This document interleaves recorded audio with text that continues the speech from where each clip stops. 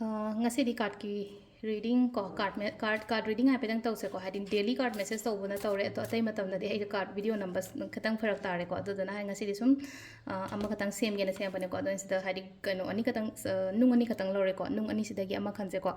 green adventure na malaire aduga rose quartz ama lere ko ani se manung da ama choose to bise ko adugi matung ina tawdori ba reading se kari topic no hai kan de ko hadi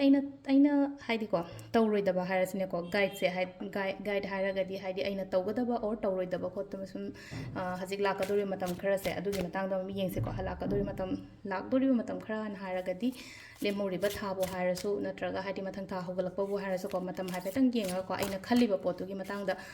natraga hadi hojik hojik aina tawba yaba tawroidaba tawgadaba adumba mayamgi adugi matangda haipet yengase ko ndo sidagi ai lokthosarage ko card se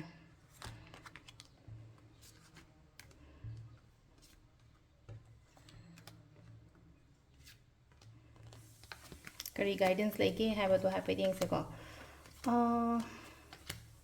sida lai ko sida lai bo card se ko tang mix up toroga lai ko hai mix up toroga lai haiba gi atra di hadi confusion yamna lai ko je hadi clarity yam lai tapado maka kaino ma tawge haraga ju ko ai do ko dum cha toino do isai thanda gyan ta jadre ba hadi som cha toyan traga som cha tora hadi hadi ngasai engon da nuai taba khra lai ko nuai taba khra lai bina thaba ingkang da pukning chang da ba khotaba dum ba mayam am su lai ko even ahing tumba ya da ba khotaba hai tare ko adugi problem phaw lai gani ko hadi tumba ya da ba khotaba haraga di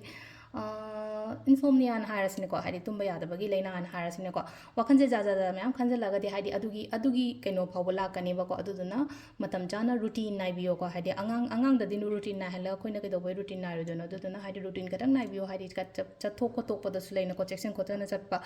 aduga hajik lairi ba daily life daily routine je da so ko yam phajana ai matam jana tumba natraga ai wakhan phataba khalloige natraga hadi ai matam jana chage ko hadi wakhan nuai traga di mi se cha de dana ko adumai hai tare ko tension gumba lairaga exam ki tension oiro thaba ki tension oiro amagi oiro ko discipline routine khatang nai biyo ko isada care yamna lode ko haje isada care lo ko first thing ko nai sida leino ko hadi ke na keno tawna leigadaba mat hai tare ko hadi yamna care concern oina leigadaba se irei leitaba gi type ta ma tawbodo ko ado thabak taw matam da ko kaya mina aina hotlari se hadi mina singtha daba hai tare ko hadi thana bi daba khona bi daba dum bakra le ko adu na ketang demotivate so du minus oi ko adu kem khan gono hadi ai gi matam amala aganda sida lai se ko no mana ta no mode aina thadariba ai gi effort ai gi keno mayam se ko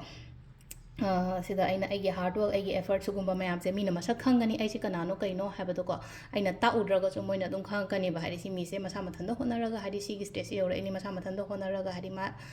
magi goal magi dream kari class achieve ojara ine habado aina mingon da explanation piru bai darkar oide ko hadi relationship ta oiro natraga thaba inkhang do ro office to ro explanation piru bai darkar oide matam na dum hai tare ko mayam mang do dum porakani ko sisina hamba khoi gi rose course khan bagi oina oire ko mathangi sina khoi gi green adventure kan bang ya mu yeng se ko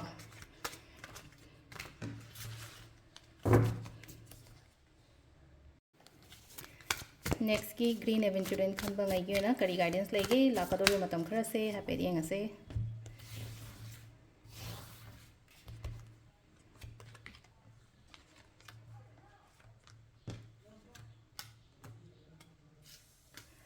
selere koi card sing se selere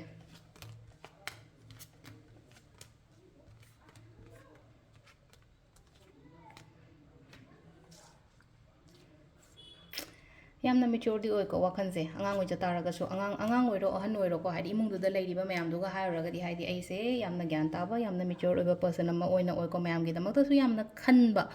adumba su oi aduga ko thamu su yam sengi hadi mi gi damak ta su phana khanba ko pa dumaina su dum oi bodo lakadoi matam se phagani ko hadi akoi financially secure oi ba ko pa adum bakra lai adubu somewhere kadai dano ma hai tare ko hanagi past experience ke ka khara se hai te ko hold toroga thambagi type ta ma tawe ko hold toro thambagi hairaga di kaino hai kan sida chalhandabado nuai taba wakhan haraga nuai taba pot sum khandel leraga di hadi mind do kaino tawidana ko hadi relax oidana ko aduduna kai gumba nuai taba khotaba leraga di ko let go an haije ko let go hairaga haga di let go to holo kemnate chalhan go haibane ba potse hadi aina khali ba potse ko ngasai gi mi ma lai matam da khoi mungda mi ma lai mi ma chang ko na masi mi je phatte di khange masi mi je phatte khan aina yum du da ai le han cha halaga di thamoidana ko aduduna let go chat khro yare nang haibane ba sida haije ko aduduna hadi wakhalon da same wakhalon da kamra ai aina khali ba phatta ba wakhan kari gram am just let go chal halo ꯍꯥꯏꯗꯤ ꯃꯃꯥꯡꯗ ꯈꯤꯇꯪ ꯃꯥꯡꯈꯤꯕ ꯇꯥꯈꯤꯕ ꯈꯣꯠꯈꯤꯕ ꯌꯥꯎꯔꯒꯁꯨꯀꯣ ꯑꯗꯨꯒꯤ ꯄꯣꯠꯇꯨꯗ ꯈꯟꯖꯜꯂ ꯂꯩꯒꯅꯣꯕ ꯃꯃꯥꯡꯗ ꯁꯣꯏꯈ꯭ꯔꯒꯁꯨ ꯍꯥꯏꯗꯤ ꯃꯊꯪ ꯁꯣꯏꯍꯟꯗ꯭ꯔꯒ ꯂꯣꯏꯔꯦꯀꯣ ꯍꯥꯏꯅ ꯑꯗꯨꯃꯥꯏꯅ ꯈꯟꯗꯣꯛꯄꯤꯌꯨꯀꯣ ꯍꯥꯏꯗꯤ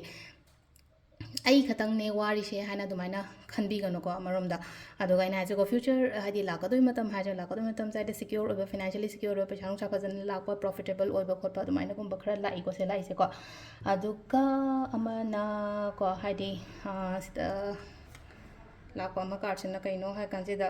ꯄ꯭ꯂꯥꯅꯤꯡ ꯐꯖꯅ ꯇꯧꯀꯣ ꯍꯥꯏꯗꯤ ꯊꯕꯛ ꯇꯧꯕ ꯃꯇꯝꯗꯀꯣ ꯍꯥꯏꯗꯤ ꯋꯤꯗꯥꯎꯠ ꯄ꯭ꯂꯥꯅꯤꯡꯒꯨꯝꯕꯁꯦ ꯌꯥꯝ ꯇꯧꯒꯜꯂꯦ ꯍꯥꯏꯗꯤ ꯀꯩꯝꯇ ꯈꯟꯗꯉꯩ ꯍꯥꯏꯗꯣ ꯃꯤꯅꯒ ꯍꯥꯏꯔꯛꯄ ꯃꯇꯝꯗ ꯑꯦ ꯁꯤ ꯇꯧꯒ ꯍꯥꯏꯔꯒꯗꯤ ꯗꯛ ꯗꯛ ꯍꯦꯛ ꯇꯧꯁꯟꯕꯒꯨꯝꯕ ꯑꯗꯨꯗꯨꯅ ꯍꯥꯏꯗꯤ ꯃꯊꯪ ꯇꯧꯕ ꯃꯇꯝꯗ ꯋꯤꯠ ꯄ꯭ꯔꯣꯄꯔ ꯄ꯭ꯂꯥꯅꯤꯡ ꯑꯃꯒ ꯂꯣꯏꯅꯅ ꯍꯥꯏꯇꯥꯔꯦꯀꯣ ꯑꯩꯅ ꯉꯝꯒꯗꯕ ꯊꯕꯛ ꯑꯣꯏꯗꯤ ꯇꯧꯕ ꯉꯝꯃꯣꯏꯗꯕ ꯊꯕꯛ ꯑꯣꯏꯗꯤ ꯇꯧꯒꯅꯨ ꯉꯁꯥꯏꯒꯤ ꯃꯃꯥꯡꯒꯤ ꯀꯩꯅꯣꯗꯅ ꯍꯥꯏꯇꯥꯔꯦꯀꯣ ꯍꯥꯏꯗꯤ ꯀꯝꯐꯣꯔꯠ ꯀꯩꯅꯣꯗꯒꯤ ꯊꯣꯛꯂꯛꯑꯣ ꯈꯣꯠꯂꯒ ꯇꯧꯔꯒ ꯇꯧꯕ ꯍꯥꯏꯕ ꯃꯌꯥꯝ ꯑꯃꯁꯨ ꯌꯥꯎꯋꯤꯅꯀꯣ ꯍꯦꯛ ꯃꯔꯛ ꯃꯔꯛꯇ ꯑꯗꯣ ꯁꯤꯗꯅ ꯑꯃꯨꯛ ꯍꯥꯏꯇꯥꯔꯦꯀꯣ ꯉꯝꯃꯣꯏꯗꯕ ꯊꯕꯛꯇꯣ ꯑꯩ ꯍꯧꯖꯤꯛ ꯇꯧꯔꯨꯒꯤꯅꯣꯕ ꯀꯩꯝꯇ ꯑꯩꯅ ꯉꯝꯒꯗꯕ ꯊꯕꯛꯇꯣ ꯑꯗꯨꯗꯣ ꯑꯣꯏꯅ ꯇꯧꯕꯤꯕꯀꯣ